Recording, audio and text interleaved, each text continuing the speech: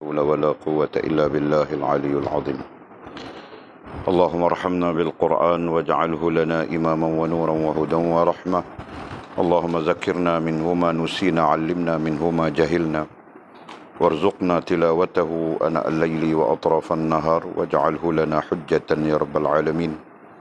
اللهم افتح لنا فتوح العارفين، وارزقنا فهم النبيين، واجعلنا من عبادك الصالحين والمتقين يا رب العالمين. بسم الله الرحمن الرحيم. قال مصنف رحمه الله تعالى: نفعنا الله بعلومه وبكتابه في الدارين، اللهم آمين يا رب العالمين. وبعد قال: sehingga hati si hamba itu bebas dan bersih dari sekutu-sekutu Allah, seperti anak, isteri, harta benda, pangkat, kuasa, karamat, keadaan atau peringkat kerohanian, makan, hal, dunia, syurga, kehampiran kepada Tuhan. Bahkan apa sahaja selain Dia tidak ada lagi dalam hati itu. Tidak ada nafsu dan tidak ada cita-cita. Kosongkanlah hati itu, umpama tung yang penuh berlubang, sehingga tidak ada lagi boleh mengandungi sebarang benda atau air. Hati itu hancur oleh lakuan Allah. Apabila ada sahaja sesuatu tujuan hendak tumbuh dalam hati itu, maka dihancurkan oleh lakuan Allah kerana ia cemburu. Maka si hamba itu akan dipenuhi dengan kemuliaan, kekuatan, keagungan dan kesempurnaan ilahi. Oleh yang demikian, tidak ada apapun yang dapat menembusi hati seperti itu. Maka harta benda, anak dan isteri, sahabat dan rakan, mukjizat dan karamah, kekuasaan dan pengetahuan tentang masa depan tidak akan dapat mempengaruhi dan merosakkan hati itu. Semua itu tinggal di luar hati dan tidak dapat masuk ke dalam. Semua ini adalah tanda kemuliaan, kehormatan, kasih sayang dan rezeki yang diberi Allah kepada hamba-hamba yang benar-benar mahu menuju kepadanya. Hamba-hamba seperti ini sentiasa diberi Allah perlindungan, penjagaan, pertolongan dan keredaan dari dunia hingga akhirat. Kemudian kata musannif syarahan yang ke-33. Okey, kita sambung kemarin.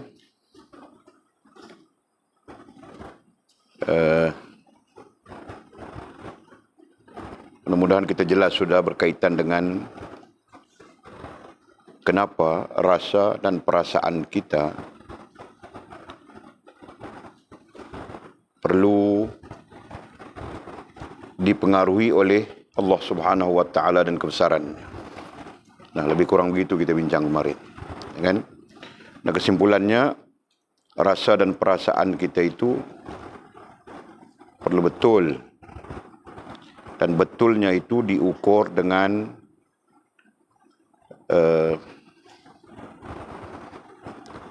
rasa dan perasaan kita tidak dipengaruhi oleh apapun selain daripada Allah Subhanahu wa taala.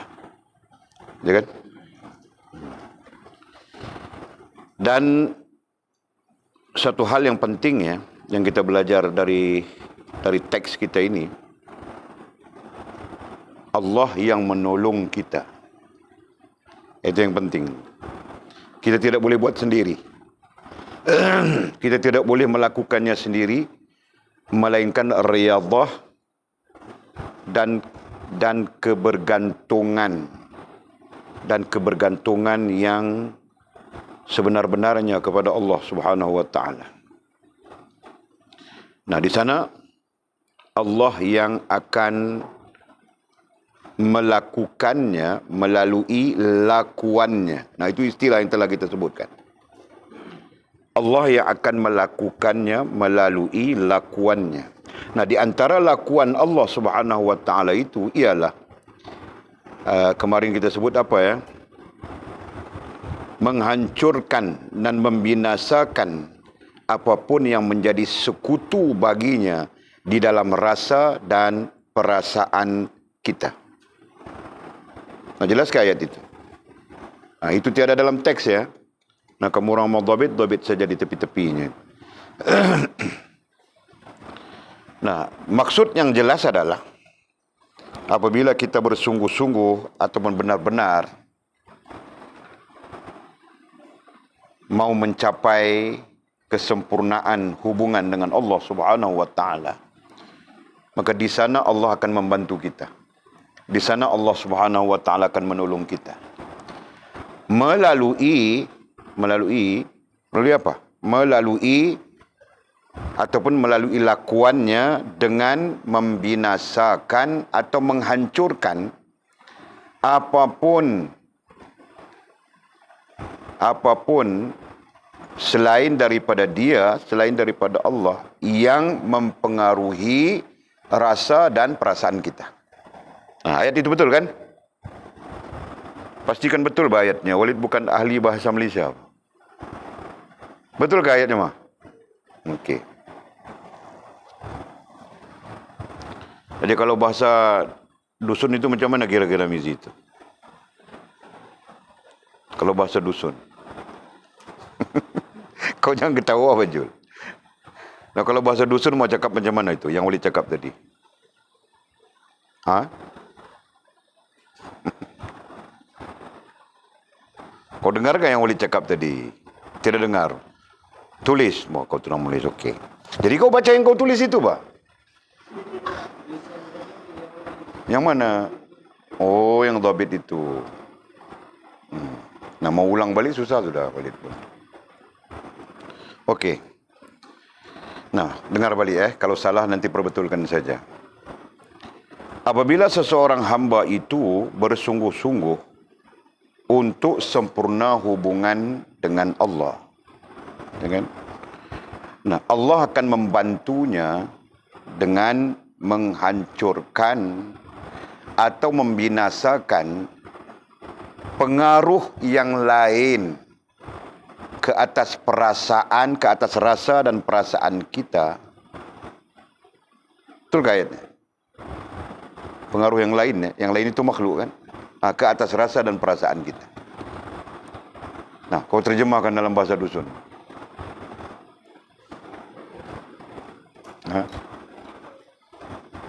Sana bunyinya itu. Kami mau dengar saja bah kau ni. Kau ajar kami bah bahasa-bahasa itu.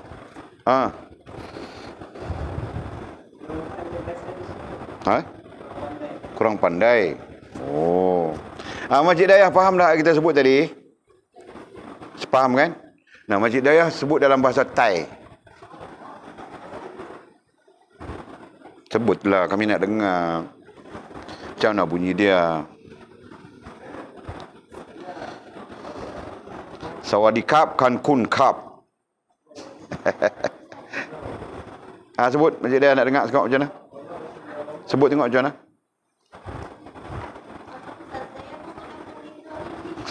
Oh, penin pula dah. Aduh. Semua bahasa-bahasa lain penin. Bugis boleh ke Jul? Walid boleh bah? Bugis, Banjar Walid boleh bah? Pak Haji Haji Napiah kata boleh mendeling. Jawa, mendeling semua boleh. Tiap-tiap orang boleh banyak bahasa, bagus bah kan? Nah, tak apa bah, tidak boleh banyak bahasa pun tidak apa. Nah, ulang apa yang Walid cakap tadi, Lina.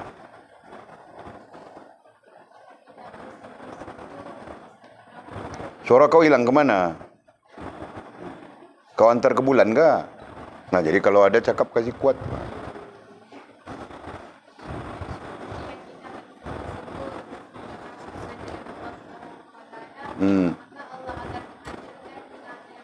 Nah, Allah akan membantu kita.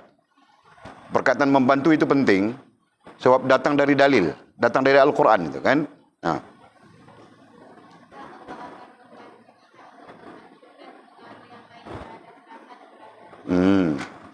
Allah akan membantu kita menghancurkan atau membinasakan pengaruh lain. Nah, pengaruh lain itu tentu makhluk kan? Ke atas rasa dan perasaan kita. Nah, ayat itu sangat-sangat mengandungi hikmat. Nah, Mangkil, coba kau baca yang kau punya, Mangkil. Apa jadi sudah? Nanti kau baca bahasa Kedayan pula. Ulang.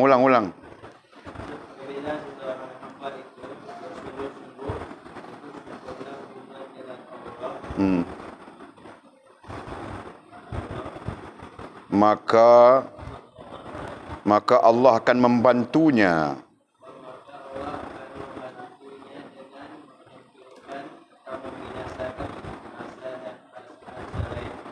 Bukan, ayat itu terbalik kuang sudah. Allah akan membantunya membinasakan atau menghancurkan pengaruh yang lain ke atas rasa dan perasaannya. Nah itu. Pengaruh yang lain paham sudah kita kan? Pengaruh makhluk yang lain. Pengaruh makhluk. Pengaruh yang lain, nah, kalau kamu orang tidak paham, tulis saja. Pengaruh makhluk. Yang kita bilang kemarin, telefon lah, kereta lah, mata benda dunia dan sebagainya. Ya kan? Gitu. Nah, jelas sudah, Okey. Nah, kita sambung hari ini. Dan Allah akan membantu kita membinasakan pengaruh satu sisi kita sebut pengaruh makhluk dan benda dulu kan. Nah, sekarang kita lebih umum. Pengaruh apapun. Tidak semestinya makhluk dan benda. Ini termasuk hal, termasuk perkara dan sebagainya. Yang kita akan tembus sekejap lagi. Nah, Allah akan bantu kita membinasakannya, menghancurkannya. Sehingga yang ada dalam rasa dan perasaan kita adalah Allah Subhanahu wa ta'ala. Ya kan? Nah, kita lihat. Kata musannif, sehingga hati si hamba itu bebas. Nah, Allah akan membantu.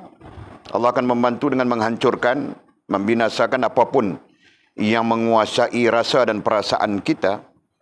Sehingga hati, nah hati di situ adalah rasa dan perasaan. Hati ai, rasa dan perasaan. Nah, sekarang kita pakai kalimat itu.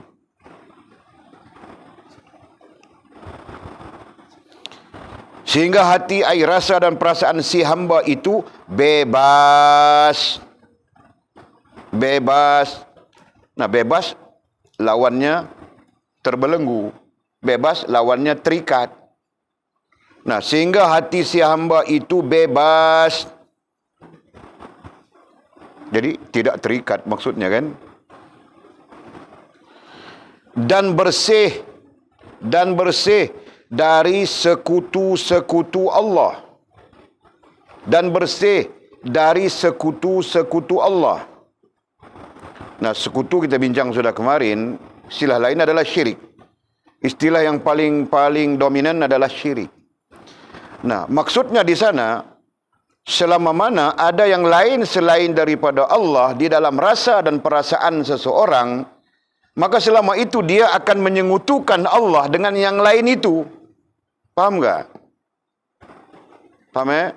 Nah, kalau ada dalam rasa dan perasaannya telefon saja, maka dia akan menyengutukan Allah dengan telefon itu. Ini kita bercakap dari sudut kemungkinan besar, gitu kan? Nah. Kalau ada dalam perasaan, rasa dan perasaannya, ataupun kalau rasa dan perasaannya dipengaruhi oleh kereta misalnya, kereta besar, sport dan sebagainya, ya kan? Maka kemungkinan besar dia akan mensyirikkan Allah Subhanahu wa taala dengan kereta besar itu. Kenapa? Karena kereta besar itu mempengaruhi rasa dan perasaannya. Paham enggak? Jelas enggak? Nah, kiaskan dengan hal-hal yang lain. Nah, nantinya kamu orang ada abang-abang, bukan angkat bah, abang-abang B. Aku tidak tahu bah baby ke apa kan? Ha? Betul kah? Tiada kah? Nah, nanti Sheila ada abang Habinya, nama Jamal Pak Tongkol. Faz ada abang Habinya, nama Bashir Ahmad. Datang dari Banglau dia. Mimi pun ada abangnya, Pak. Habinya. Nama... Lupa sudah nama Habimu, Pak. Mak Juling. Ha? Lina pun ada juga Habinya. Ha? Oh, semua juling kamu orang ni. Bukan... Sultan Sabah itu, anak Sultan Sabah itu siapa namanya? Halim. Halim Sengau. Oh, Halim Sengau. Atul pun ada juga Habinya. Halim Temakau. Jahat kamu orang, ha? Jangan jahat, Pak. Aduh. Nah, nanti ada Habi. Kalau Habi itu menguasai rasa dan perasaanmu, maka nantinya atau kemungkinan kau akan syirik kepada Allah dengan Habimu itu. Faham tak? Jelaskah? Jadi kalau begitu Habi tidak boleh menguasai rasa dan perasaan. Pertanyaan. Boleh sekadar yang dibenarkan oleh Allah. Tidak sampai syirik, Pak. Betul kan?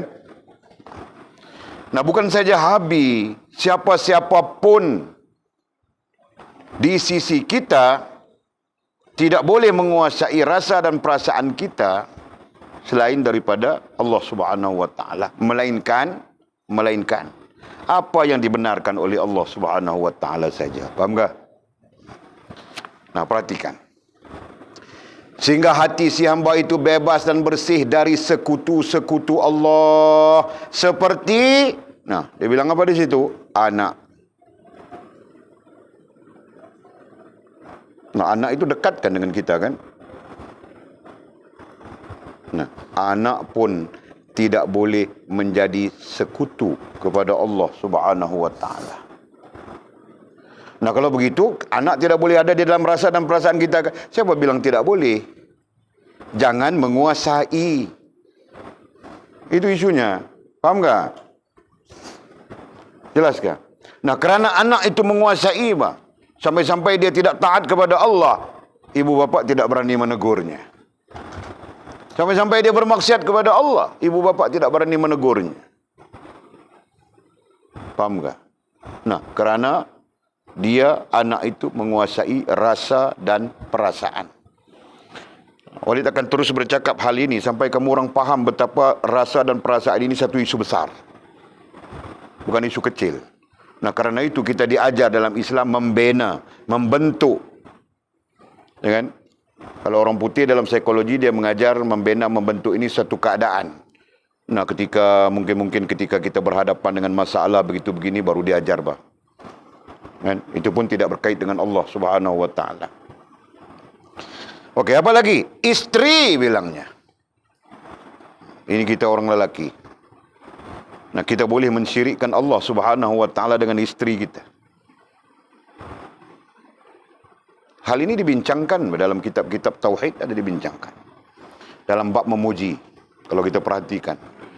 Nah, memuji istri pun perlu dipuji sebenarnya. Tetapi jangan sampai mensyirikkan Allah Subhanahu wa taala. Faham tak? Kadang-kadang isteri tanya kita, Bang Mizi, bolehkah jual drama sikit? Bolehkah? Bolehkah mau drama sikit? Bang Mizi, siapakah yang Bang Mizi paling sayang? Kau, Bang Mizi bilang. Aku sayang kau, Bang. Nah, antaraku dengan Tuhan, dia tanya kau begitu. Antaraku dengan Allah Subhanahu wa taala, siapa yang kau paling sayang? Tadi kau bilang dia kan? Wah, tidak ada lagi di dunia ini yang ku sayang melainkan kau. Siapa nama binimu? Mira. Mira Jongang itu kah? Ha? Yang jual nasi lemak bawah pokok itu kah? Yang mana? Tiada di sini.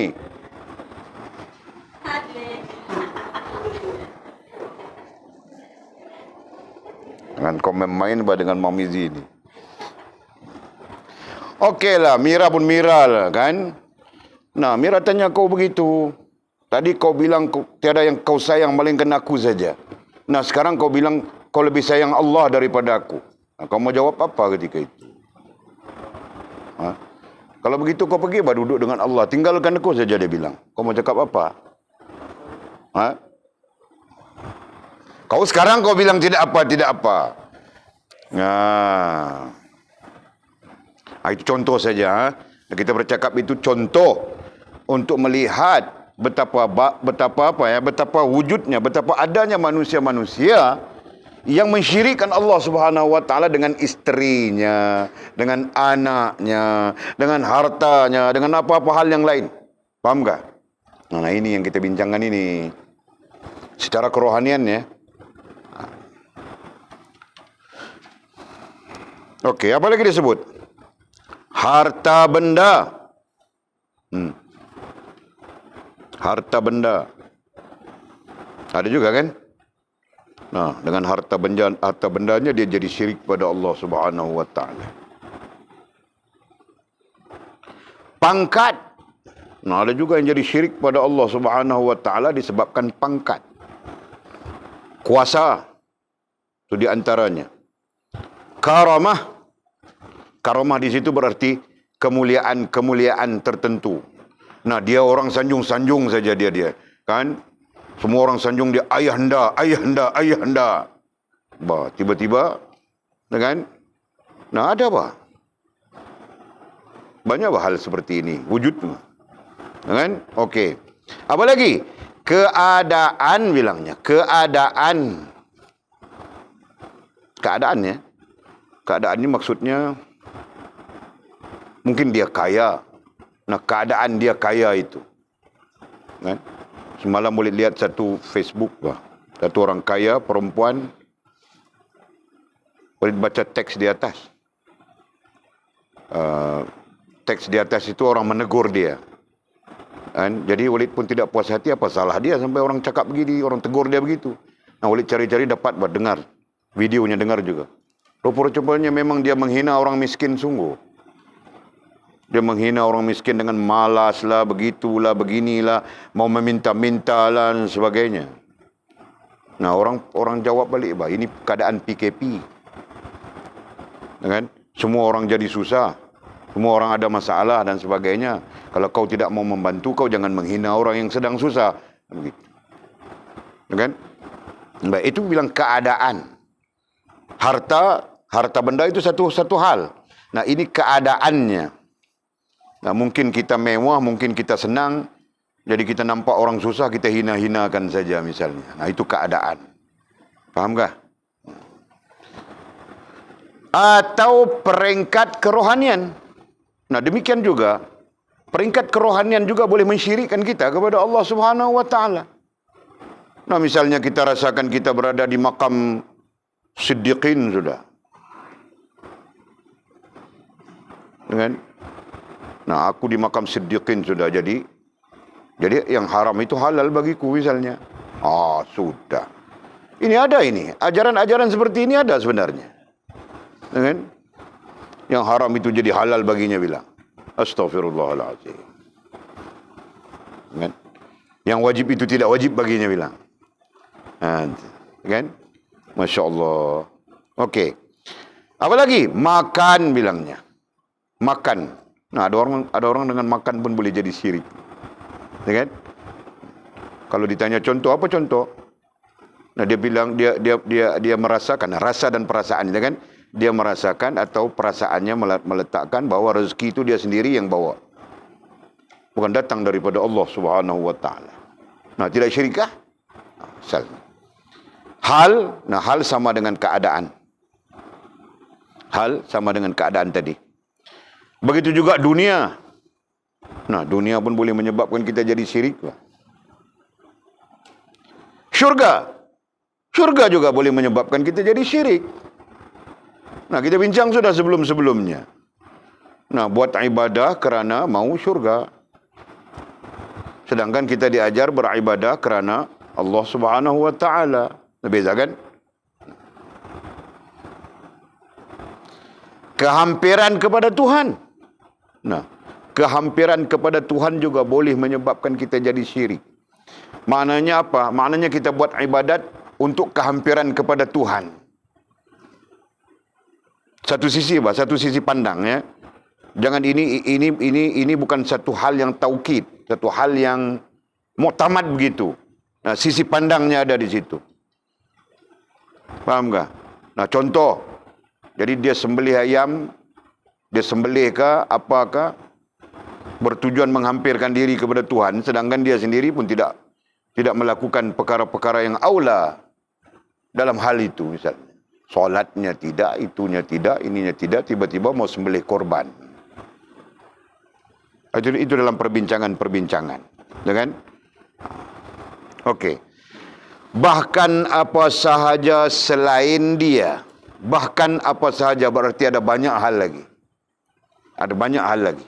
Bahkan apa sahaja artinya banyak hal lagi selain daripada yang kita tuturkan, selain daripada yang disebutkan oleh Syekhuna wa Mursyiduna Abdul Qadir Jailani rahimahullah taala pada terjemahan ini.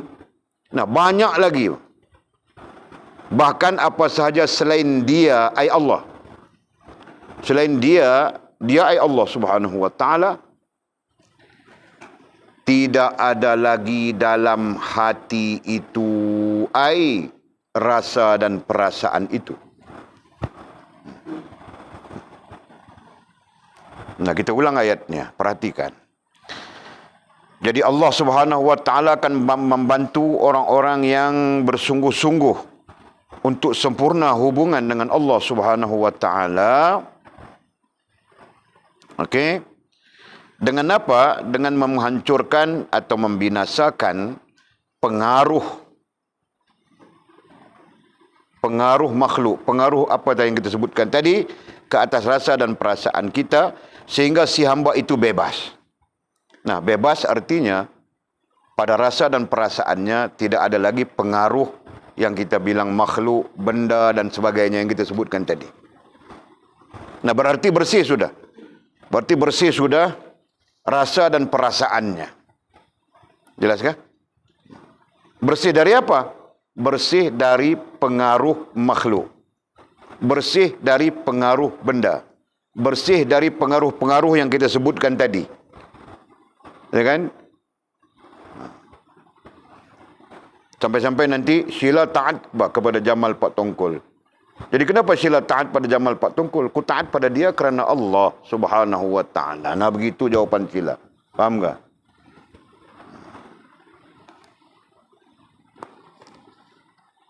Okey. Seperti anak, isteri, harta benda, pangkat, kuasa, karamah, keadaan atau peringkat kerohanian, makan, hal, dunia, syurga, kehampiran kepada Tuhan, bahkan apa saja selain dari dia, tidak ada lagi dalam hati, ai rasa dan perasaan itu. Nah, kemarin kita kasih contoh-contohnya. Para sahabat Nabi radhiyallahu anhum ajma'in tidak ada rasa dan dalam rasa dan perasaannya tidak dipengaruhi oleh benda, tidak dipengaruhi oleh harta, kan? Maka mereka pergi saja. Nah, Sayyidina Osman pun kaya, iya betul, tapi kaya itu tidak mengikat rasa dan perasaannya, gitu kan? Pergi saja, lillahi rabbil alamin, bagi saja kepada Allah Subhanahu wa taala. Maka orang yang paling banyak sedekahnya adalah Sayyidina Osman. Abdurrahman bin Auf datang mau lawan, mau challenge Sayyidina Osman. Maka sama-sama Abdurrahman bin Auf juga sedekahnya, Masya Allah. Sayyidina Osman juga sedekahnya, Masya Allah. Maka sampai ke pengetahuan Nabi SAW. Maka Nabi SAW bilang, Aula fi Zunnurain. Zunnurain itu adalah gelar kepada Sayyidina Osman. Maksudnya Sayyidina Uthman itu lebih aula daripada Abdurrahman bin Auf. Jadi diteliti kenapa aula Sayyidina Uthman. Rupanya Sayyidina Uthman ini sedekahnya, infaknya banyak dalam bentuk wakaf dan banyak dalam bentuk sembunyi-sembunyi berbanding Abdurrahman bin Auf. Nah, itu saja. Dari segi menginfakkan, Masya Allah, mereka sangat-sangat bagus dalam menginfakkan. Nah, itu asar ya, asar daripada sahabat-sahabat Nabi radhiyallahu anhum ajma'in. Nah, isu kita sekarang adalah apakah mereka ini tidak dipengaruhi langsung oleh mata benda, harta benda dunia. Harta benda itu di dalam rasa dan perasaan mereka. Nah, jawapannya ya.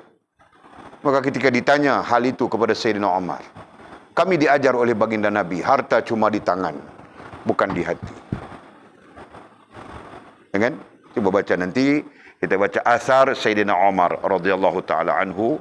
Nah, itu dia bilangnya. Ketika utusan daripada siapa dalam sejarah datang mau berjumpa dengan khalifah, cari di mana mahligai, di mana istana khalifah, di mana khalifah bilang. Orang bawa khalifah ada di sini-sini. Bawa. Apakah ini istana khalifah? Iya. Di mana khalifah? Tengok khalifah sedang tidur. Masya Allah. Khalifah sedang tidur, berlantaikan tangan saja. Di mana? Di masjid. Nah, utusan itu kemudian bertanya, wahai khalifah, dengan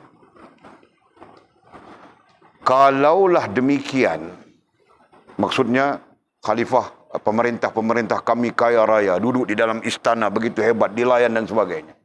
Sedangkan kamu khalifah Islam cuma tidur di masjid. Jadi bilangnya, kalau demikian, di mana harta benda milikmu?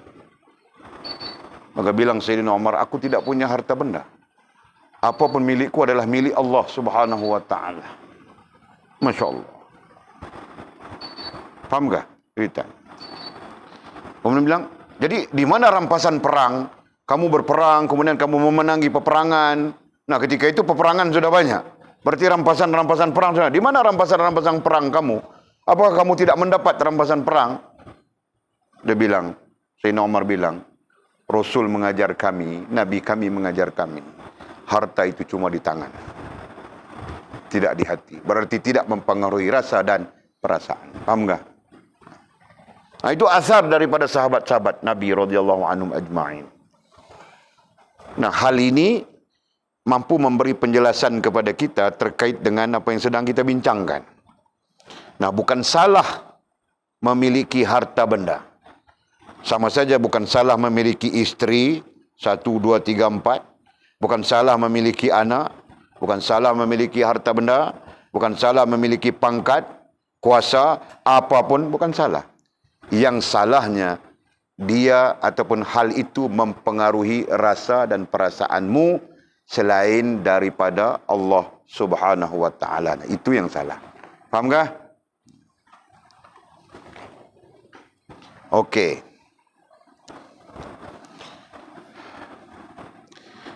Kemudian katanya, apabila Allah Subhanahu wa taala menolong orang-orang yang mau sempurna hubungannya dengan membinasakan atau menghancurkan hal-hal tersebut sampai bebas. Jadi katanya tidak ada nafsu dan tidak ada cita-cita. Sampai-sampai tidak ada nafsu. Nah, ini terjemahannya. Tidak ada nafsu itu barangkali sesuatu yang tidak munasabah.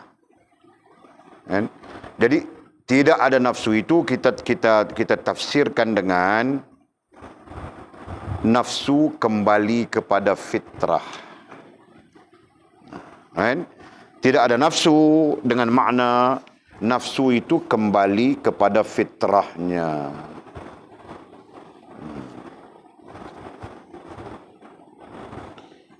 Dan tidak ada cita-cita. Nah, cita-cita di sini bukan cita-cita ya. diterjemah dengan cita-cita, tetapi lebih tepat adalah tidak ada keinginan. Dan lebih spesifik, tidak ada keinginan dunia. Tidak ada nafsu, apa tadi?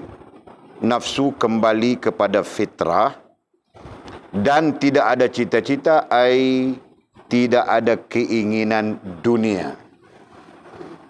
Nah, apa maksud keinginan dunia, Mizi? Tidak ada keinginan pada sesuatu yang tidak menghubungkan kita dengan Allah Subhanahu wa taala.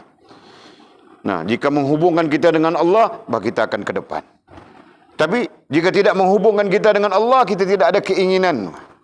Nah, sekarang kalau orang ajak Walid karaoke, Walid tidak ada keinginan.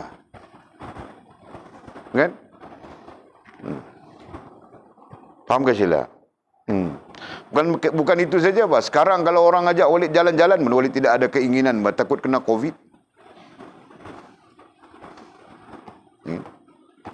Faham tak? Nah, apa saja yang sifatnya dunia, yang tidak menghubungkan kita dengan Allah, nah, Allah cabut daripada kita sehingga keinginan itu tidak ada. Nah, perhatikan orang-orang soleh. Perhatikan orang-orang soleh. Kalau kita ajak dia kepada hal-hal yang tidak menghubungkan dengan Allah, dia tidak mau. Kan? Faham tak, Bangkil? Walid ada seorang kawan. Walid pernah mengajak dia ke Filipina. Jalan, dia bilang, buat apa? Jalan-jalan. Sebenarnya Walid ada misi. Ada misi cadangan mau ke Filipina. Misi dakwah, misi menziarahi satu pusat saudara baru di Filipina. Walid tanya, dia bincang dengan dia. Dia tanya, mau buat apa? Kita jalan-jalan. Nah, dia bilang apa? Kalau mau jalan-jalan lebih baik kita ke Makkah, ke Madinah. Nampakkah? Perhatikan perasaan, rasa dan perasaan orang yang Allah bebaskan dia daripada belenggu dunia. Ya kan? Nah, kemudian baru Walid kasih tahu dia mau ziarah pusat saudara baru, pusat mu'allaf di Filipina, di bukan Manila itu, apa namanya itu? Mindanao. Di Mindanao. Ya kan? Pusat saudara baru di Mindanao. Nah, dia bilang, bila kita mau pergi? Nampak? Jelaskan.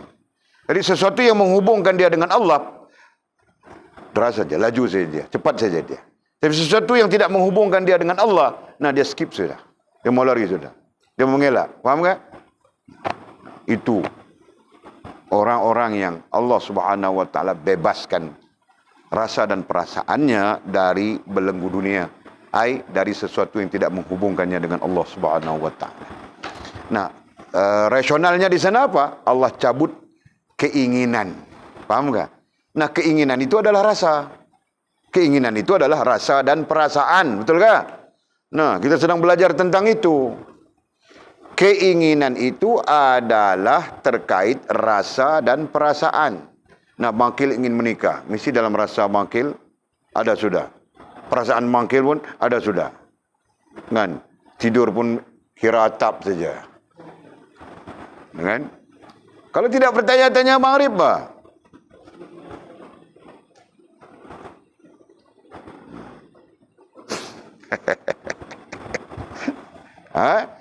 Begitu. Faham ke sila?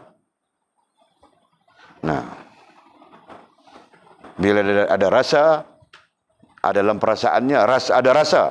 Nah, Walid cakap ya, Walid sebut ya, ini pengajian Walid ya. Pertama ada rasa, kemudian ada perasaan. Perasaan itu terkait siapa? Rasa itu terkait dengan diri kita sendiri. Faham tak? Nah, begitu. Nampak tak? Nah, Bangkil ada rasa apa? Geram saja. Kan? Tidur pun sejuk saja. Kan? Nah, kemudian perasaannya pun datang. Kenapa perasaannya datang? Kerana ada Mira. Bukan Mira kau, Mira Bangkil. Mira apa Bangkil? Lupa sudah namanya. Mira Idora. Dia yang ingat tu. Kau ni lupa saja. Jelas kah? Okey.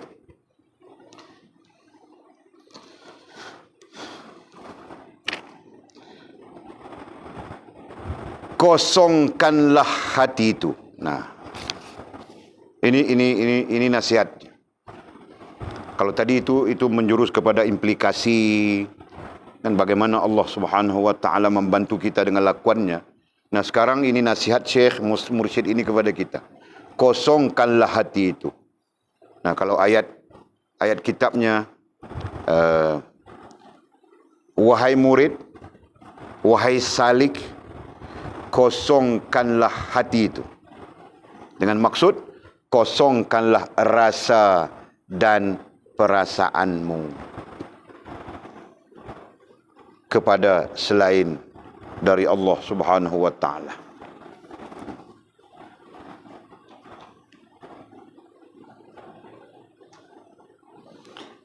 Nanti kamu orang tanya, kalau macam itu, macam mana ni perasaan terhadap mama lah, ayah lah, begitu begini. Kita belajar 4 tahap. Tahap 1, tahap 2, tahap 3, tahap 4.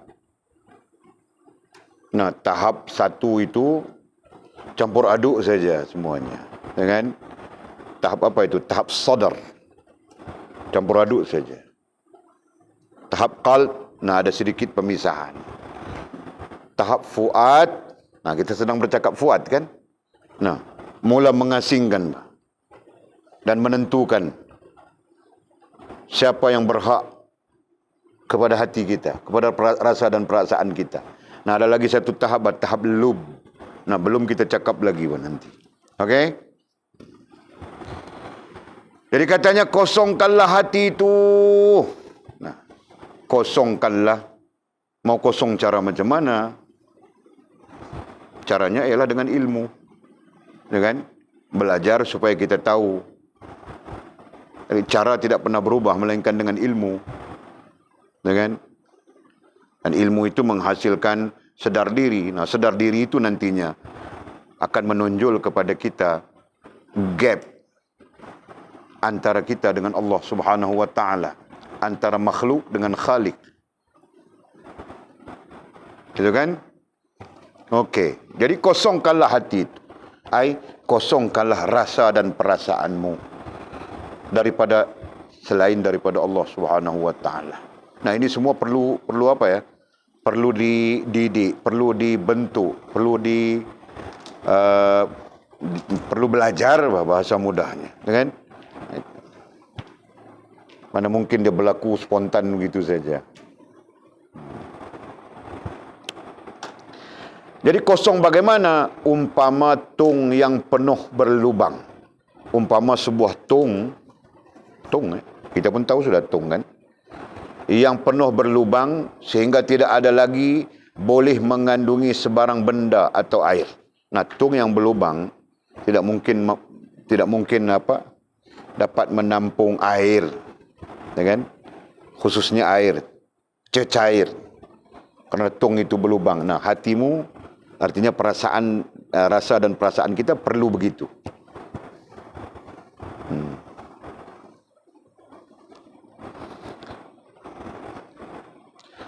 Hati itu hancur oleh lakuan Allah. Nah, bilangnya. Hati yang kosong itu tadi, istilahnya ialah hancur.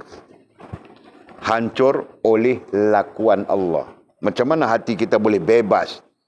Nah, jadi hancur itu boleh saja kita pakai perkataan tadi, bebas dan bersih.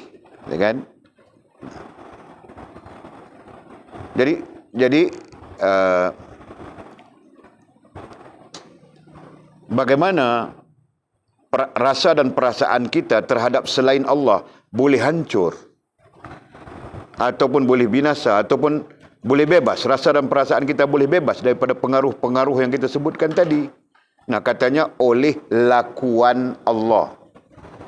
Nah, sekali lagi kita jumpa lakuan Allah. Lakuan Allah ai pertolongan Allah Subhanahu wa taala.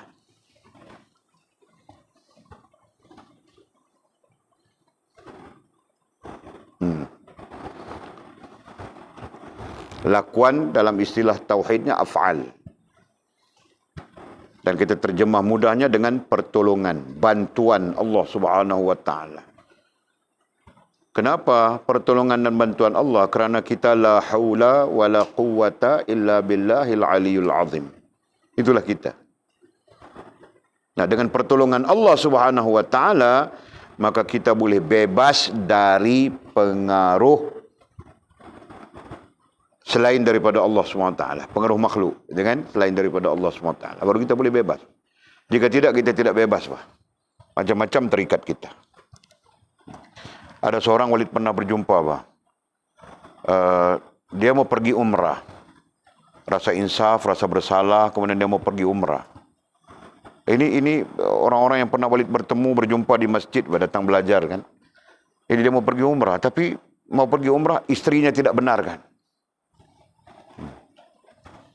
Bergaduh-gaduh sampai bercerai-cerai, Bang. Dia telefon Walid, Ustaz, saya sudah ceraikan istri. Ha? Kenapa? Istri saya halang saya daripada mau pergi umrah. Saya tetap mau pergi umrah. Jangan sampai bercerai-cerai. Kita bilang begitu kan. Dan dia bilang nanti saya pulang, saya rujuk. Jadi dia bercerai untuk dia pergi umrah. Jangan diganggu saja. Kan? Jadi maksud mudahnya di sana apa? Itu di antara bentuk istrinya tidak mampu mensyirikkan dia dengan Allah Subhanahu wa taala. Faham tak? Nah, istrinya bilang pergi umrah buat apa? Bukan dapat apa? Jom kita melancong New Zealand kah, Switzerland kah, apaland kah, Thailand kah? Nah, istrinya ajak begitu, Pak. Dia saja tetap dengan keputusannya. Aku mau melakukan umrah. Kan? Masya Allah. Banyakkah orang macam itu? Nah, oleh takut kamu orang nanti, abang tak payah pergi umrah, abang. Jom kita pergi sini. Okey ayang. Mau ikut ayang saja. Nah, kalau aku tahu perangai mau begitu, aku suruh kau menikah seorang lagi. Ha? Bolehkah bangkil? Nah, aku suruh kau menikah. Menikah saja, Pak.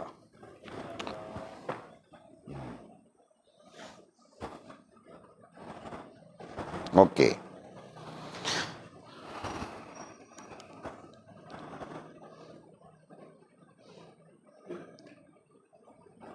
Apabila ada sahaja sesuatu tujuan hendak tumbuh dalam hati itu. Nah, apabila ada sahaja sesuatu tujuan selain Allah Subhanahu wa taala. Nah, dhabit di situ siap-siap. Apabila ada sahaja sesuatu tujuan selain daripada Allah Subhanahu wa taala hendak tumbuh dalam hati itu. Hendak, nah perkataan hendak tidak perlu ditafsirkan. Hendak tumbuh di dalam hati itu. Hati yang mana? Hati yang kosong, yang sudah kosong daripada pengaruh selain daripada Allah Subhanahu wa taala. Rasa dan perasaan yang sudah kosong daripada pengaruh selain daripada Allah Subhanahu wa taala. Kan? Maka dihancurkan oleh lakuan Allah, maka Allah akan membantunya menghancurkan. Nah, tumbuh dalam rasa dan perasaan kita, mau itu, mau ini, mau itu, mau ini. Nah, Allah akan membantu kita menghancurkan rasa dan perasaan itu. Faham kah? Nah, jadi kalau tanya sekarang, Walid pun tidak maukah itu ini, mau pak? Kalau kau tanya Walid Mizi, Walid, maukah Walid menikah dengan Nilofa? Lompat bah Walid mau. Tapi Allah sudah hancurkan dari hati, dari rasa dan perasaan Walid. Faham tak? Allah sudah tolong hancurkan. Maka Nilofa lagi dahsyat dari Nilofa pun ku tidak ingin. Ha? Lady Gaga.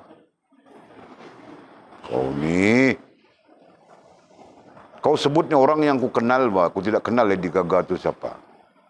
Kau ni Gaga-Gaga pun kau kenal juga. Kau kenal, Fas? Siapa Lady Gaga? Kenal kah? Ha? Ini Lady Gaga. Ha? Kakak angkat Sheila. Wah. Walid kenal Lady Gaga seorang ada Kuala Lumpur. Didi Ilyas namanya.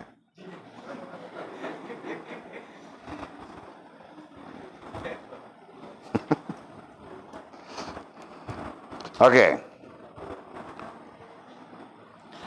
Allah faham ke itu tadi? Maka dihancurkan. Apabila ada sahaja sesuatu tujuan, sesuatu selain daripada Allah, hendak tumbuh di dalam hati itu, maka dihancurkan oleh lakuan pertolongan. Lakuan pertolongan Allah. Setakat itu dulu ya. Maka dihancurkan oleh lakuan pertolongan Allah. Nah, Allah membantu kita menghancurkannya. Nah, kita bukan ada upaya. Kita tidak ada daya dan upaya. Nah, Allah yang tolong kita hancurkan.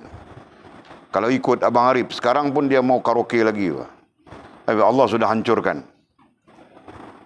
Nah, jujur-jujur saja Abang Arif. Ada teringin mau karaoke lagi kah? Sikit-sikit ada. Nah, belum habis lagi, Pak. Allah membantunya menghancurkan. Faham tak?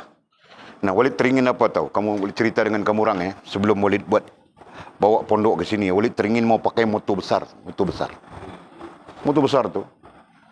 Yang 1000 cc ke atas. Walid teringin, Pak. Nah, mama tanya mau bikin apa? Walid bikin mau drop ke Thailand. Right to Thailand. Right to Hat Yai. Right to Bangkok. Bilang mamamu, Pak. Mama bilang mau pergi dengan siapa? Kita berdua. Lepas itu Walid mula sembang dengan kawan-kawan tentang motor besar ni. Kawan-kawan bilang, bawa isteri tidak syok. Bawa dua helmet. Tahukah? Pergi. Nah, sampai di Thailand, cari awek Thailand. Baru syok bilang dia orang. Faham tak, Mizi? Boleh cerita? Nah, Walid pun tidak jadi, Pak. Tidak boleh beli motor besar sudah. Tahu tak? Nah, bangkil pun tidak jumpa. Kamu orang pun tidak jumpa. Kenapa tidak jumpa? Nah, sekarang time-time macam ni Walid berada di Hat Yai. Tengah bawa motor besar. Nah, Allah Maha menyelamatkan, kan? Kita nampak macam bagus saja. Nah, di hujungnya ada berbagai-bagai perkara yang akan merusakkan hubungan kita dengan Allah Subhanahu wa taala. Siapa boleh menyelamatkan? Allah Subhanahu wa taala. Faham tak? Dan itu lakuan, itu berbentuk lakuan, itu berbentuk pertolongan Allah Subhanahu wa taala kepada hamba-hambanya yang bersungguh-sungguh untuk sempurna hubungan dengannya. Nah, begitu maksud. Ini mudah-mudahan semua kita begitu. Mudah-mudahan dipelihara oleh Allah, dijaga oleh Allah, ditolong oleh Allah Subhanahu wa taala. Okey. Kemudian ayat di situ, kerana ia cemburu. Nah, kemarin kita bilang sudah 3 kali kita jumpa dengan perkataan cemburu di sini. Pada satu sisi makna itu sah. Makna itu betul. Tapi sisi kita yang baru belajar ini takut-takut berlaku kekeliruan. Nah, boleh tukar maknanya dengan apa? Allah tidak suka. Ya kan? Jadi kerana ia cemburu, Allah tidak suka. Jadi kerana Allah Subhanahu wa taala, apa yang meletup-letup itu? Kerana Allah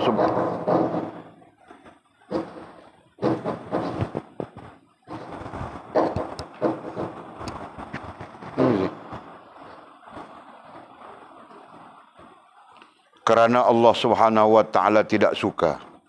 Nah, kemuncak kepada Allah tidak suka adalah mensyirikkannya. Gitu kan? Nah, bukan soal syirik itu besarkah, kecilkah. Nah, Allah tidak suka sebarang syirik kepadanya. Apabila ada sahaja bukan. Maka si hamba itu akan dipenuhi dengan kemuliaan.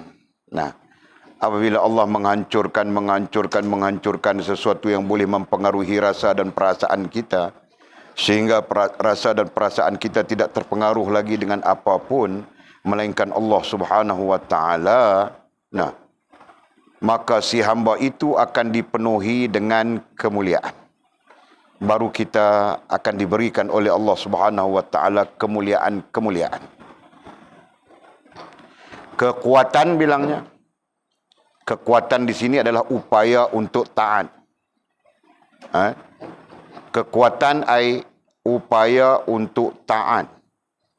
Nah, hal ini kalau kamu orang mau korek pengalaman, tanya saja kami yang tua-tua ni. Walid pun kau boleh tanya, Pak Haji Napiah kita pun boleh tanya apa pengalaman kami. Dulu mau taat susah, betul ke Pak Haji Napiah? Nah, sebab itu kami ajar kamu orang jangan di satu masa umur kau 30, 40 baru kau mau mula taat, ketika itu kau sangat susah. Nah, kalau belajar taat dari sekarang. Faham tak? Nah, itu. Jadi hal yang kita sebutkan di sini, boleh tanya apa pengalaman Pak Haji Napiah? Boleh tanya pengalaman Walid? Nah, Bang Arif boleh tanya pengalaman juga kah? Bang Arif berapa umur Bang Arif? Bukan Bang Arif lagi, Pak Cik Arif. Mak Cik Ija, Pak Cik Arif. Yang ini Abang Arif ini, yang muda-muda ni. Nah, itu Pak Cik. Tanya apa pengalaman?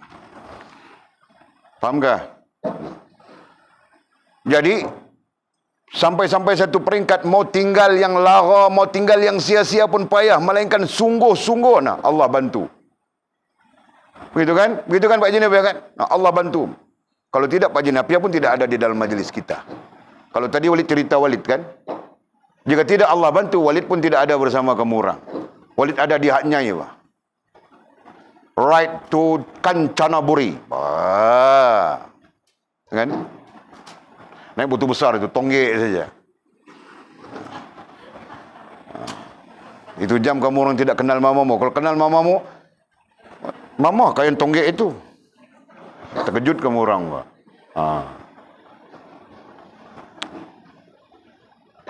Allah, ya Allah, syukur kepada Allah Subhanahu wa taala. Walid pun berjanji dengan Allah, wakafkan diri Walid untuk Allah. Apapun yang Walid ada untuk Allah, begitu kan? Nah, sampai sekarang kamu orang berada di sini.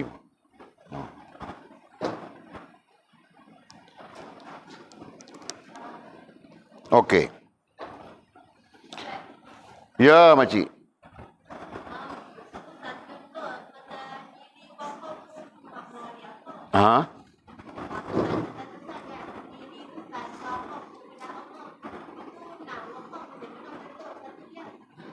Tolong terjemah Ustaz apa? Wakaf diri. Jadi Ustaz wakaf diri Ustaz. Itu soalannya kah? Maksudnya Ustaz tak ada tujuan lain lah, melainkan nak buat apa yang Allah suka, apa yang Allah izin, dan apa yang boleh menghubungkan diri Ustaz dengan Allah Subhanahu Wa Taala. Itu maksud wakaf diri. Maksudnya tak ada channel ke lain lah. Channel dah. Tak ada fikir ke lain lah. Faham tak tu? Fikir nak bagi jadi pondok ni, nak bagi ada mengaji, lepas tu nak mengajak siapa-siapa nak main mengaji mai, tak kira siapa pun, macam tu. Tak ada fikir nak beli motor besar dah. Tak ada fikir nak menonggek-nonggek naik motor pergi Kancanaburi dah. Tak ada fikir, tak ada. Semua fikir macam mana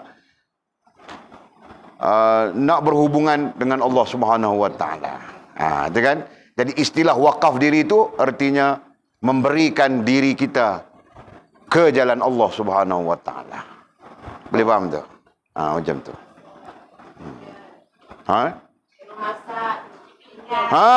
Macam tu. Jadi kalau Masjid Dayah pun, saya wakafkan diri saya untuk membantu agama Allah Subhanahu Wa Taala. Sesuai dengan Masjid Dayah, masak tom yam lah di dapur tu. Itulah. Ada lagi. Bukan Sulaiman Sendap. Kalau kata Masjid Dayah dah wakafkan diri, nak menikah pun kena menikah orang yang tolong bantu mengajar di sini. Macam tu. Tak sebut lagi? Tak sebut lagi tak apa.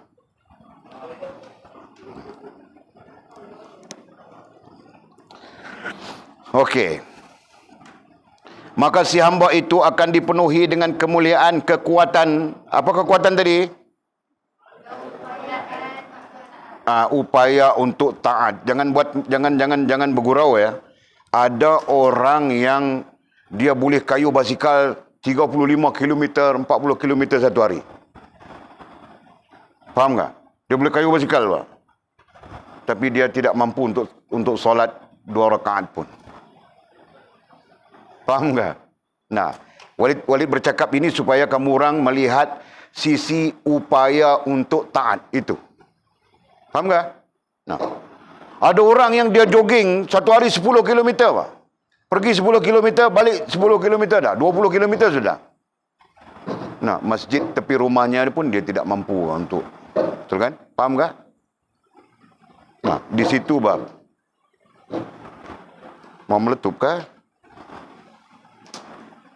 Di situ, Bang, maksud upaya untuk taat.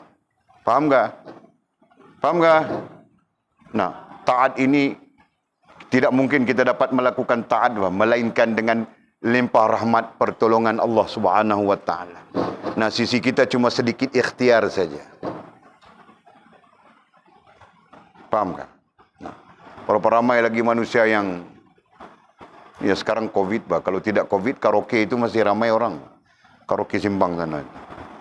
Karaoke orang tua-tua. Di situ lagu orang tua-tua saja. Tiada lagu orang muda-muda.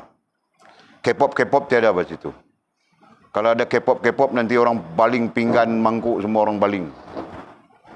Sebab orang tua-tua. Tahu tak? Allah, Masya Allah. Keagungan, bilangnya keagungan. Waya selisih. Ya.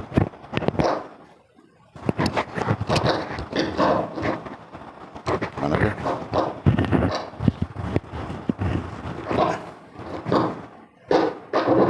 Oh.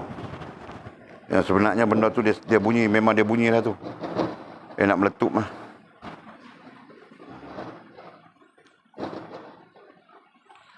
Keagungan. Nah, keagungan itu sama saja dengan kemuliaan tadi. Jadi Walid tidak mau menafsirkan menafsirkan makna keagungan. Jadi cukup kalau kita bilangkan keagungan itu adalah bagian daripada kemuliaan. Kan? Contohnya orang bilang kemuliaan salafus saleh. Nah, kemuliaan itu seringkali disebut keagungan salafus saleh.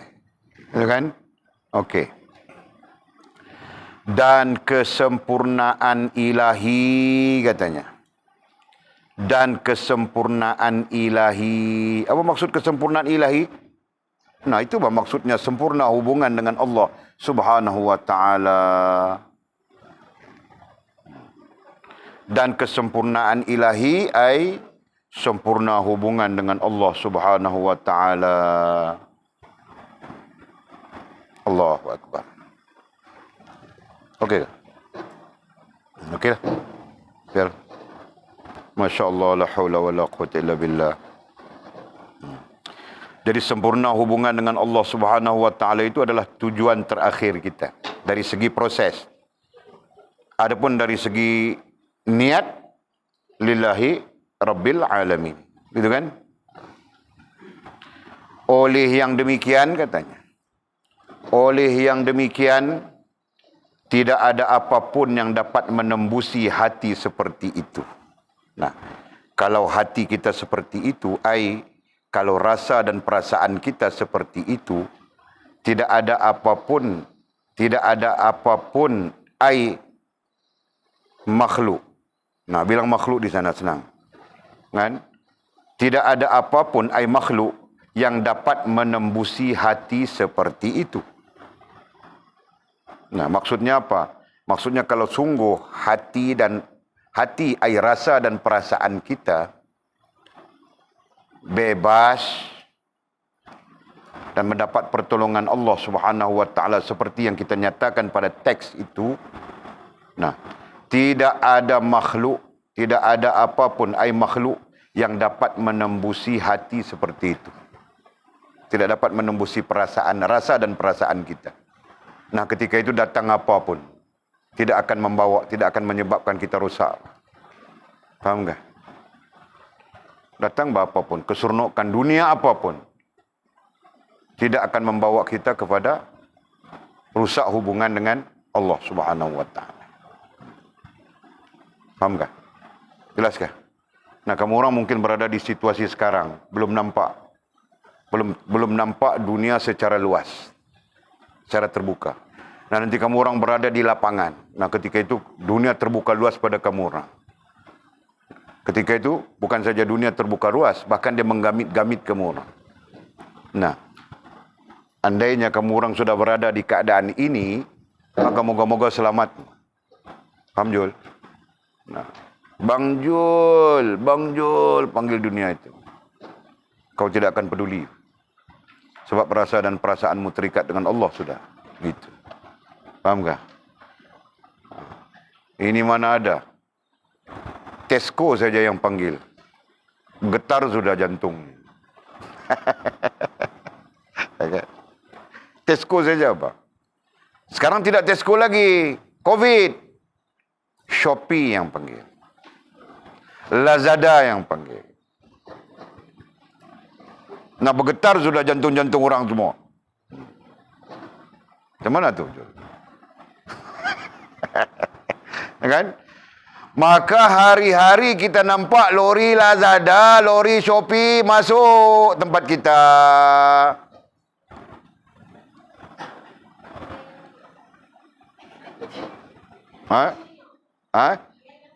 Dia punya. Tak tahulah siapa punya, tapi nampak hari-hari ya. Kan? Allah ya Allah.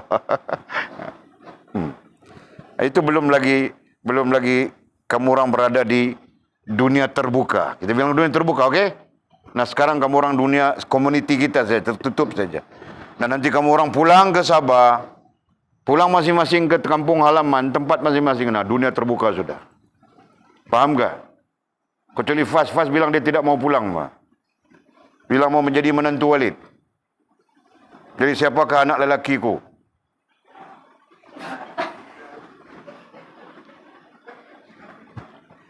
Kau mau siapa, Fas? Oh, dia tidak tahu, Pak. Nanti, Pak, sampai masanya. Okey. Allah, ya Allah, subhanallah. Jadi bayangkan ya, selain daripada Allah Subhanahu wa taala tidak dapat menembusi rasa dan perasaan kita. Nah, mudah-mudahan itu yang menyebabkan kita jadi bagus dengan Allah Subhanahu wa taala, kan, Jul?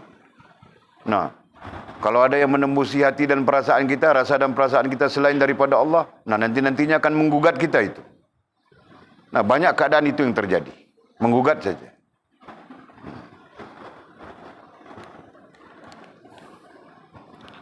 Maka harta benda, anak dan isteri, tidak perlu tafsiran lagi. Sahabat dan rakan, mukjizat dan karamat, kekuasaan dan pengetahuan tentang masa depan tidak akan dapat mempengaruhi dan merosakkan hati itu, rasa dan perasaan itu. Anak isteri tidak mampu merosakkan. Harta benda tidak mampu merosakkan. Sahabat handai tidak mampu merosakkan. Kekuasaan, kemuliaan tidak mampu merosakkan. Pengetahuan tentang masa depan atau apa saja tidak dapat merosakkan. Tidak dapat mempengaruhi. Itu ayatnya. Tidak dapat mempengaruhi dan merosakkan hati, rasa dan perasaan itu. Kenapa? Karena rasa dan perasaan itu sudah terikat dengan Allah Subhanahu wa taala. Jelaskah? Nah, bukan Lazada lagi, bukan Shopee lagi. Allah Subhanahu wa taala. Maka aku mau sesuatu, aku mau dengan izin Allah Subhanahu wa taala. Nah, begitu maksudnya, kan? Bukan semata-mata sesuatu yang tidak menghubungkan kita dengan Allah. Nah, kamu orang jelaskah sesuatu yang menghubungkan kita dengan Allah? Sesuatu yang tidak menghubungkan kita dengan Allah, jelaskah? Jelas sudah, kan? Nah.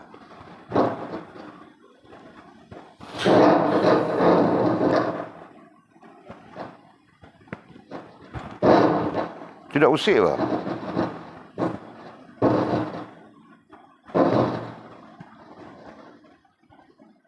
Boleh takut dia meletup saja.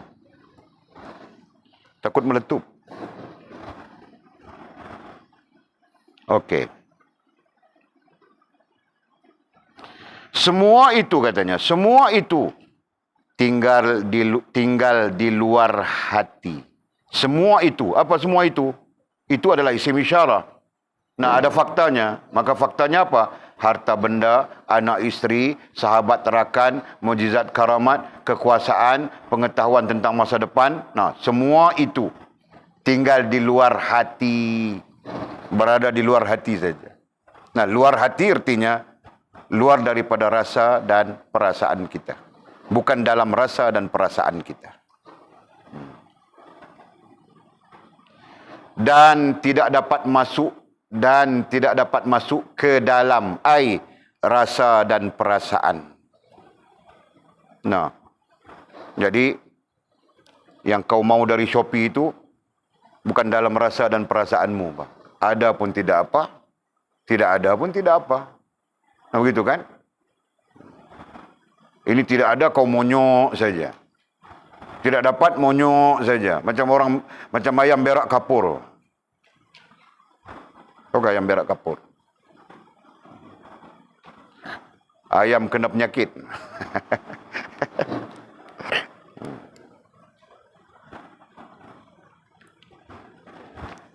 Okey. Semua ini adalah tanda kemuliaan. Nah, apa semua ini? Semua ini juga isim isyarah kan? Semua ini adalah tanda kemuliaan. Nah, fakta kepada semua ini iaitu tinggal di luar hati dan tidak masuk ke dalam rasa dan perasaan. Nah, itu faktanya. Fakta kepada semua ini. Nah, nanti kamu orang tercari-cari.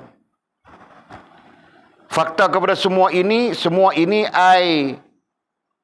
tinggal di luar hati dan tidak masuk ke dalam rasa dan perasaan adalah tanda kemuliaanmu. Tanda kemuliaan dari Allah Subhanahu wa taala. Tanda kehormatanmu daripada Allah Subhanahu wa taala. Nah, boleh lengkapkan ayatnya. Tanda kasih sayang daripada Allah Subhanahu wa taala. Dan tanda rezeki yang diberi Allah kepada hamba-hamba yang benar-benar mahu menuju kepadanya.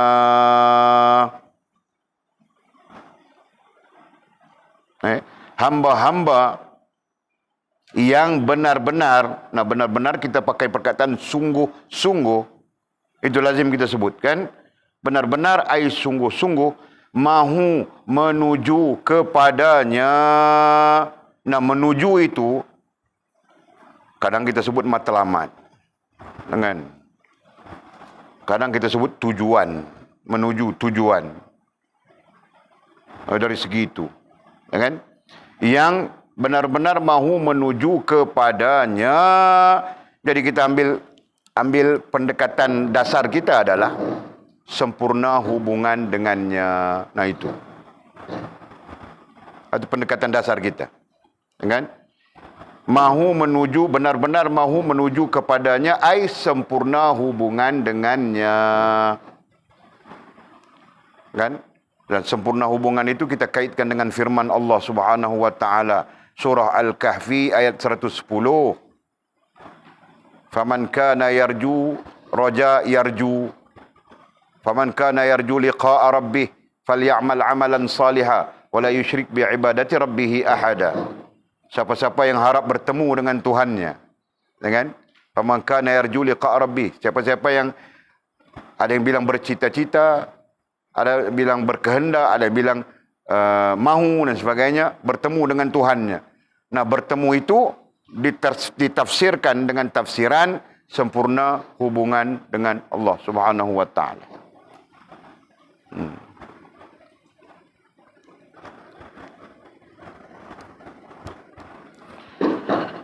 Semua ini adalah tanda kemuliaan, kehormatan, kasih sayang dan rezeki yang diberi Allah kepada hamba-hamba yang benar-benar mahu menuju kepadanya. Dhabit semua orang tadi ya. Hamba-hamba seperti ini, nah datang ini lagi. Seperti mana ini? Nah itu isim isyarah. Hamba-hamba seperti ini, nah yang itu. Kemuliaan, kehormatan, hamba-hamba seperti ini yang diberi kemuliaan, kehormatan, kasih sayang, rezeki, nah itu. Sentiasa diberi Allah perlindungan. Nah, sentiasa diberi oleh Allah Subhanahu wa taala perlindungan. Nah, berarti Allah sentiasa menjaganya.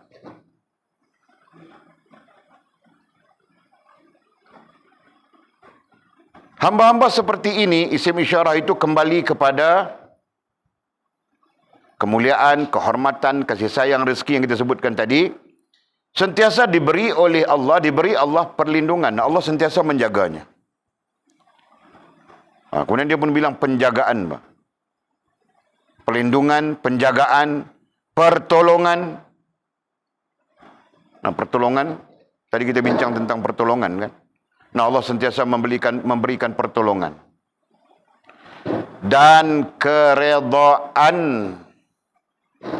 Kemuncaknya adalah dan keredaan dari dunia ini hingga ke akhirat. Nah, berarti apa? Berarti Allah menjaganya, memberi perlindungan kepadanya, memberi pertolongan kepadanya, dan meredainya dari dunia. Artinya semasa hidup ini, sampailah kembali kepada Allah SWT di hari akhirat. Nah, ini yang kita perlukan sebenarnya. Kan? Inilah kita sebagai hamba-hamba Allah Subhanahu wa taala yang beriman perlukan.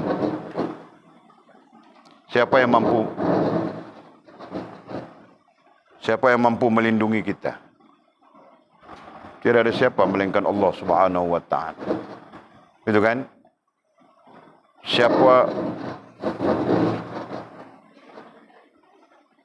Siapa tes bunyi. Siapa? Maaf ya. Siapa? Wallahu alam. Wallahu alam. Wallahu alam. Wallahu alam. Sudah.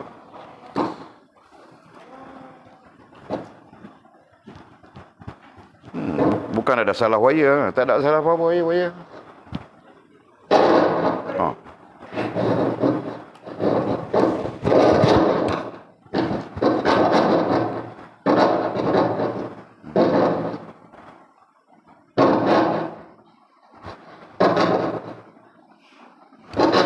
Betul. Waya ni.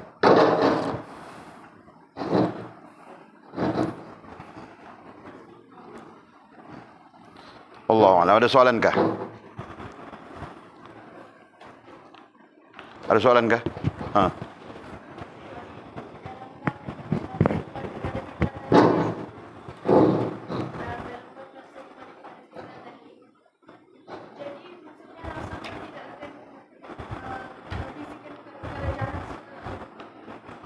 Nah, nafsu ini kita belajar sudah. Nafsu ini dia asalnya adalah fitrah.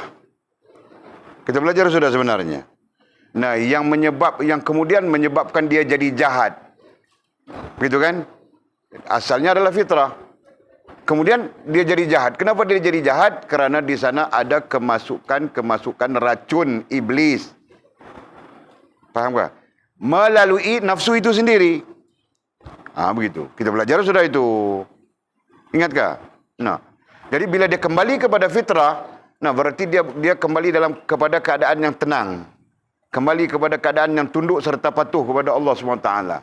Nah, dia tidak mau bercanggah lagi dengan Allah SWT. Nah, itu.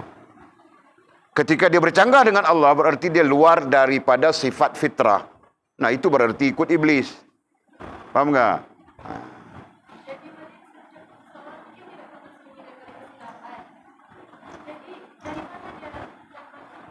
Kesilapan adalah tabi'i. Kesilapan adalah tabi'i, manusia yang diciptakan oleh Allah SWT. Tabi'i atau tabi'i? Tabi'i adalah tabiat. Tabiat adalah fitrah itu sendiri.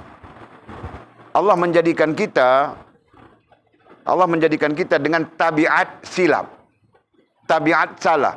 Dalilnya, innal insana khuliqa halu'a. Sesungguhnya kami menciptakan manusia itu dalam keadaan yang halu'a. Salah satu makna halu'a adalah buat silap, terlupa, terlalai dan sebagainya. Jadi itu adalah tabiat. Itu adalah fitrah. Supaya apa? Supaya manusia ini sedar diri yang dia adalah hamba kepada Allah Subhanahu wa taala sampai mati. Faham tak?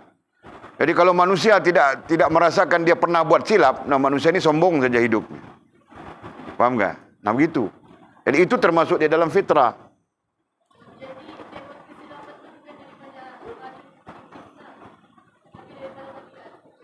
Apa?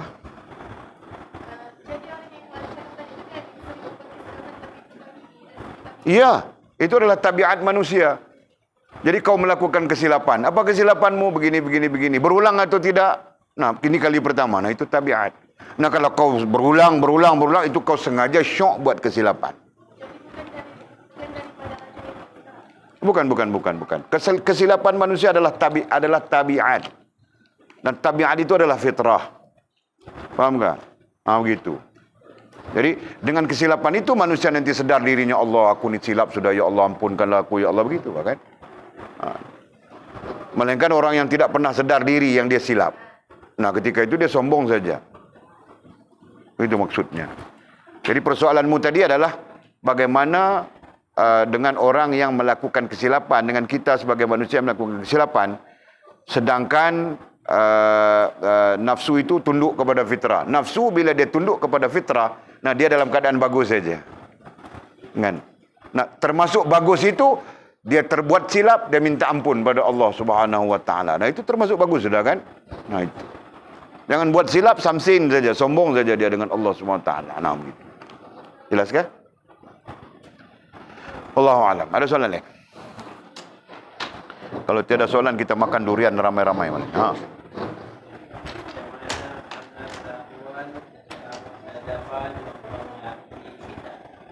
Pengetahuan tentang masa depan. Maksud daripada teks ini. Nah, mau kasih tahu kita ini pandai tentang hal-hal masa depan. Makil kalau kau mempunyai pengetahuan tentang masa depan, kau kaya apa? Tidak faham. Nah, kau pulang-pulang di Sepitang, kau pandai saja. Kau 10 hari lagi mau mati. Kau lihat orang ini datang jumpa kau 10 hari lagi mau mati. Dia betul mati 10 hari kemudian. Nah, kau kaya lepas itu. Tidak paham Nah, kau bomo apa? Kau jadi dukun apa ketika itu? Kau lihat orang ni, kau ada pengetahuan tentang masa depan. Nah, pengetahuan tentang masa depan ini biasanya dikaitkan dengan sihir. Nah, kau ada pengetahuan, cuma kau saja tidak tahu sihir itu. Jadi kau tengok-tengok, kau 10 hari lagi kau akan mati, accident. Nah, tiba-tiba betul dia mati accident. Selepas itu kau kaya. Boleh paham tak? Kenapa kau kaya? Karena semua orang datang cari kau, Kau tahu tentang masa depan. Kau pandai meramalkan masa depan. Kau tahu tak kenapa Nostradamus? Pernah dengar tak? Nama saja, dia adalah peramal. Dia adalah ahli nujum. Kan? Nah, dia kaya dengan meramalkan sesuatu. Kerja aja adalah meramalkan. Itu Nostradamus. Faham tak? Nah, berarti orang yang mempunyai pengetahuan tentang sesuatu ke depan, nah orang ini kadang-kadang dianggap oleh manusia lain sebagai ajaib, sebagai hebat dan sebagainya. Nah, kehebatan itu yang mempengaruhi hal yang kita bincang ini.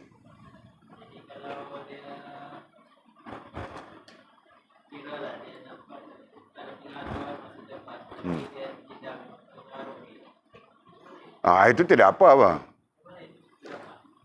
Tidak paham. Kau yang tanya. Jadi contohnya kau nampak sesuatu, tapi kau tidak terpengaruh dengan hal itu. Misalnya, nah itu yang terbaik, Paham tak? Kau nampak sesuatu, lepas tu kau kasih tahu orang, aku semalam, aku nampak keluar emas dari tanah ini. Misalnya. Dia boleh jadi sihir. Kenapa? Kerana mungkin iblis menyihir matamu. Atau iblis menyihir rasa dan perasaanmu. Kita belum bincang lagi hal ini dalam kitab kita, ada tentang itu semuanya. Faham tak? Nah, kau tanya dulu, boleh jawab dulu. Jadi iblis boleh menyihir saja rasa dan perasaan kita. Faham tak? Jadi kita rasa kita bagus sudah. Padahal itu sebenarnya sihir dari iblis. Jelas kan? Jadi jangan kita bilang kita tahu bahwa masa depan. Illa an yasha Allah, melainkan kita bilang insya-Allah. Ya kan? Wala taqulunna an yaf'alu dzalika ghada. Itu diajar oleh Al-Quran. Jangan kau bilang kau tahu apa yang akan berlaku esok atau lusa. Wala taqulunna an yaf'alu dzalika ghada. Illa, melainkan an yasha Allah, melainkan insya-Allah. Sekalipun kau tahu, kau bilang insya-Allah. Faham tak? Nah, begitu diajar oleh Al-Quran. Jelas tak? Jangan kita tahu begitu, tahu tiba-tiba berlaku betul, Masya Allah, orang datang cari kita. Okey, kita berhenti. Bismillahirrahmanirrahim. Alhamdulillahirabbil alamin, wassalatu wassalamu ala asyrafil mursalin sayyidina wa maulana Muhammad wa ala alihi washabihi ajma'in. Allahumma iftah lana futuhal arifin warzuqna fahman nabiyyin waj'alna min ibadikas salihin. Allahumma ihdinas siratikal mustaqim, siratal ladzina an'ama Allah minan nabiyyin was-siddiqin wasyuhada'i was-salihin. Allahumma rabbana iftah bainana wa baina qaumina bil haqq wa anta khil fatihin. Allahumma a'inna ala dhikrika wa syukrika wa husna ibadatik. Allahumma faqihna fid din wa 'allimna at-ta'wil. Allahumma faqihna fid din wa 'allimna at-ta'wil. Allahumma faqihna fid din wa 'allimna at-ta'wil. Wa sallallahu ala sayyidina Muhammadin wa ala alihi wa sahbihi wa baraka wa sallam. Walhamdulillahirabbil alamin. Nah, dengar. Orang perempuan cadang mau daurah risalah mustarsyidin sudah kan? Atur sudah kah? Daurah risalah mustarsyidin belum atur lagi? Okey.